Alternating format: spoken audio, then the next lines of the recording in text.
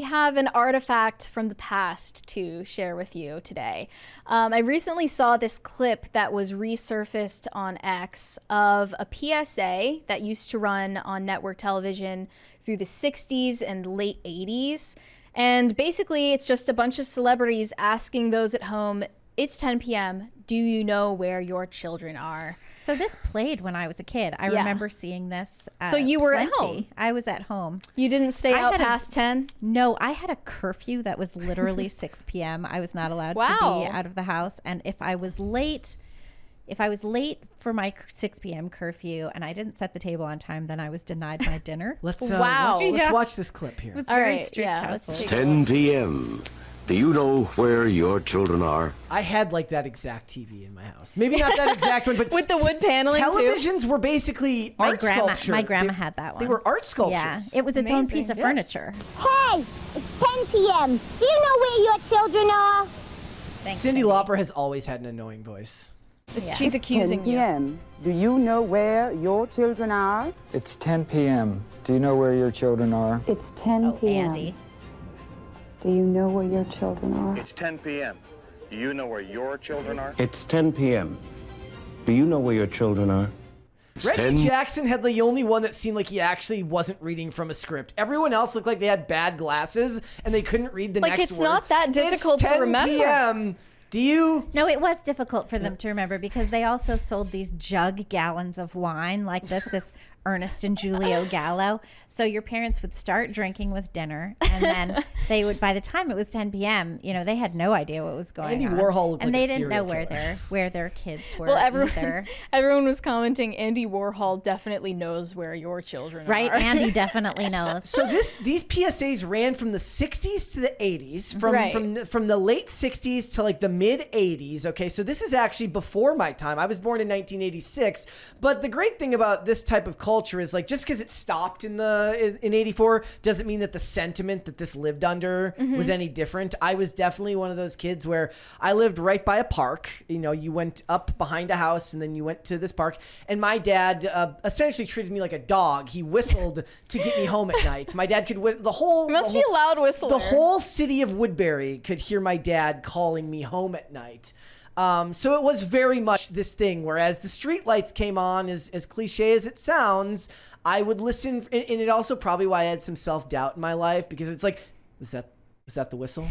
Was that? Oh, there it was. You're constantly we didn't have listening street lights on my street, and I used to go play in the marsh. Yeah. And I would come home with like ticks. Yep. This is not how I was raised. It's not really all that surprising. I'm a Zoomer, and I didn't even have a curfew. It was just understood that you cannot be outside of eyeshot. The best part about goodness, really? The best part about talking about this? I lived in a new development neighborhood for a lot of the time where we only had like 20 single family homes around us in one street. And like it was difficult to get out of eyeshot anyway, but yeah, like I was not supposed to just go off into the wilderness and explore unbeknownst to anyone else like where I was. I would take my bike and I would ride my bike to this general store all the way down Spring Street in this it was called Mayette's general store, and then I would buy like Willy Wonka candy and I would go sit by this reservoir that had a little waterfall and I would go sit there and read. It really and that was like my big weekend. That's beautiful. And it really was this. And then right after this, the Stranger Danger program that ruined it for kids. Well, we still had some Stranger Danger stuff, but it was still like, well, but like the school program of Stranger Danger came a little bit after this, right? And we didn't even have Dare when I was a kid. Yeah, that was a little after my time. To this day, I still imagine like I lived in this world. Look, as a recovering drug addict, I was never the person who just went out and magically was offered free drugs. Where they said like people are just going to offer you drugs and then you're going to get hooked on drugs. Nobody ever did that to me. I was looking for it for a long time. We have a 20 Never happened. from Alfred LaRock. I'm so disappointed. Ben got ripped for fillers when he roasted Tom. Immediately came out. He blamed Jen for pushing him. I just spit out my coffee hearing Brett is older than me and Taylor Swift. Yes, I'm old. Thank you. I'm not sure I totally understand the situation here with Ben and Jen and Tom. Yeah. Ben Affleck was one of the people who was at Tom. Well, they're talking about Tom Brady. Ben Affleck was one of the people who roasted Tom Brady, and then He said he looked high out of his mind on coke. Immediately after, he blamed Jennifer Lopez for pushing him. Not really sure what that means. Somebody also mentioned, I have to double check this really quick. Somebody mentioned McGruff the crime dog. If I remember correctly, I mentioned this to you. The guy who voiced McGruff the crime dog is in prison for weapons violations and drugs. No, you're kidding. Oh yeah. Well, that's like all cops wait. have a propensity toward criminal behavior, and Who all is McGruff? firefighters are actually, pyros. Correct. Yeah. Who is the crime dog? He was a crime dog? cartoon. You I wanna literally explain? have no idea. He was kind of like Smokey the Bear, except for crime. crime. Yeah, he had Like like he a was a dog. hat and a little trench coat. He kind of looked like a flasher. Oh. Yeah.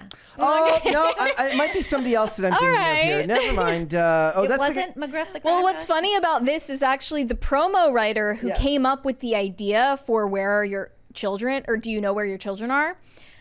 His last name is Epstein.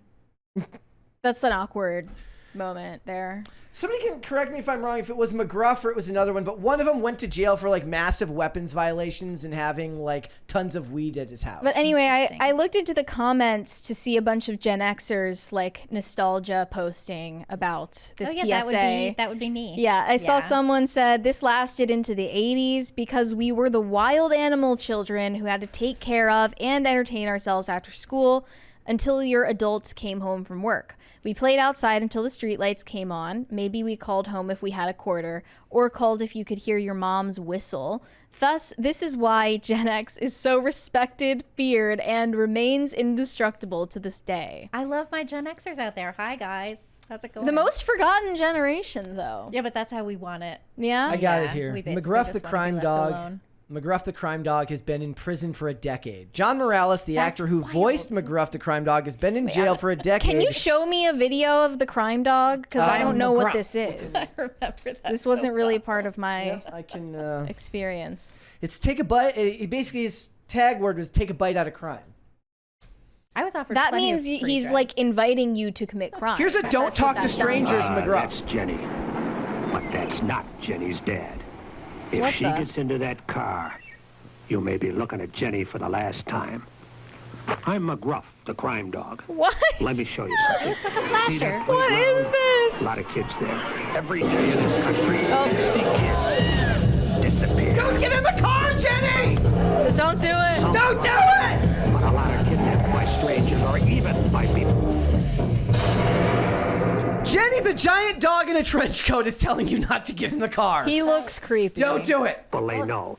Almost 20,000 kids a year. 20,000 kids. One kid at a time. Maybe your kid. On your street. 20,000 like kids Jenny. in America. So it's It's actually 360,000. 460,000 American children go missing 460,000. every year. 460,000 kids go missing At the every time, year. at But the that time doesn't when mean this they're came never out, found. That could mean just for like a 24-hour, 48-hour Oh, that's period. just like a missing, Any report. Missing report. Yes. but according to this, according to what we were talking about when they were talking about the "Do you know where your kids are?" It was 100,000, but obviously the population in America has Right, for sure. is expanded. Plus, now we tremendously. have the Biden administration just creating missing children by allowing them across the border and supplying them to fake sponsors. So this guy John Morales is in jail. Let's talk. It says But he legal didn't do anything to kids. No. So this is what it says. Police discovered 1,000 marijuana plants and 27 weapons, including a grenade launcher. Well, I mean, Wow. he's What? just exercising his Second Amendment rights. As That's far as kind I'm of awesome. concerned, there was no crime there per the Constitution. Yeah. 9,000 rounds of ammunition as his residence. Those are rookie numbers, guys. You got to get those numbers up. The actor was sentenced to 16 years behind bars after pleading guilty to the charges. Well, he shouldn't have had to. My Yeah, that's goodness. ridiculous. I want to have a little bit of a convo though about like the whole stranger danger thing, because I saw that Katrina Hutchins posted about this after I saw the clip. She said, I keep encountering the idea that parents' paranoia is why kids don't roam around unsupervised like they did in the good old days. If people let their aggressive dogs run around leashless, is that paranoia? If every fifth person on the street is high, is that paranoia? If a bus drops off illegal immigrants in your town, is that paranoia? If the neighborhood grocery store hires a security guard because a group of teenagers terrorize the staff, is that paranoia? If nearly every driver on the road is looking at a phone, is that paranoia? So basically, she's pushing back on this idea that stranger danger went too far, and she thinks it's totally justified and we live in a more dangerous society than we did before. The majority of the time, if a child is taken or if somebody is harmed, it is done by a family or a loved one. It is random crimes like that are far less common than it happening from somebody you know.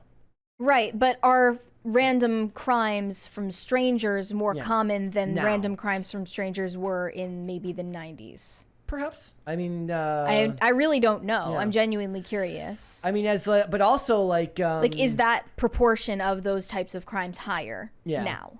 I don't know. That's what I want. What I found most interesting about talking about the entire concept of do you know where your children are is it became an excuse to dunk on boomers who just let their kids run free and do whatever they wanted. But of course, like you said, Gen X being the forgotten generation, it's because they were left to their own devices, seemed to come out pretty well adjusted. Not really, because they're raising the Zoomers and the... Well adjusted, but maybe not good parents. That's the problem, because they were the latchkey kids. And they ended up raising a generation as helicopter parents because they didn't want their kids to be like them. They didn't want their kids to have the same experience as them. But at the same time, I also see Gen Xers complaining about the outcome of Zoomers and the fact that they're so afraid of the world. But it's literally because of the way that you raised them that they're afraid of the world and that they're afraid of, quote unquote, adulting. Yeah. It's because they were breathing down their children's necks the entire time. Sheltering them. And sheltering them and doing the snowplow parent thing the entire time. So it's like, do you look back on your childhood fondly and want to create that same environment for your kids, or do you actually want to course correct to the major extreme opposite? It's impossible now with phones and the internet. Really, the modern day version of this, like I said, would be it's 10 p.m. Do you know what your kid's looking at on the internet? That's a very good one. Yeah, it's 10 p.m. Do you know that your child is actually sleeping? You should do that one. It's like that's important. Do you know what your kid is looking at on the internet would be a very good PSA. And a lot of them say like kids just don't go out anymore because they're on their phones all day, and the kids, they're playing the Fortnite and the Minecraft and right. Well, you would think with the existence of these technologies like the Life 360 app that all these people use to track, that it would be easier than ever to let your kids have more freedom because you are able to see where they are at all times. And you can FaceTime them and you can call them whenever you want and get texts from them about what they're doing. But that's not been the result. I'd have been so annoyed to have to constantly check in with my parents. Oh, could you imagine? I mean, what pure hell. I have this thing now where my parents will be like, and my parents are boomers, right? And they are in their 70s. And I am a grown-up person, and I've been a grown-up person now for a very long time. And my dad and my mom, they'll be like, will you allow location sharing with me? And I'm like, no. Do they think that? No, of course I won't. That's necessary? I don't know what they think. I don't even want to feel obligated to answer your calls just because I have a cell phone. Exactly. Like, I travel a lot, and so they'll be, they're like, oh, somebody should have your location. And I'm like, okay, my brother has my location shared. I hate it. I don't want it. Now, if I get snatched and taken, this, just let it be. Right? I mean, it's a mystery. Okay. I would absolutely never. And I have my son, I can see where he is on his phone, but he is legit a minor. And at a certain point, we're going to have to just turn that off. Yep. And I'm constantly pushing him to be a little more independent. Like I want him to do that. I'll be like, go do the thing. Go to the store. And that's also like, it's what he wants. It should, after all. It should be. And it's what he will want. Even if right now he would rather sit in the car and play games. I'll be like, go in the store, buy your own snack. I don't need to help you buy things, go pick the other things up at the other side of the grocery store. Or whatever it is, like go be a person.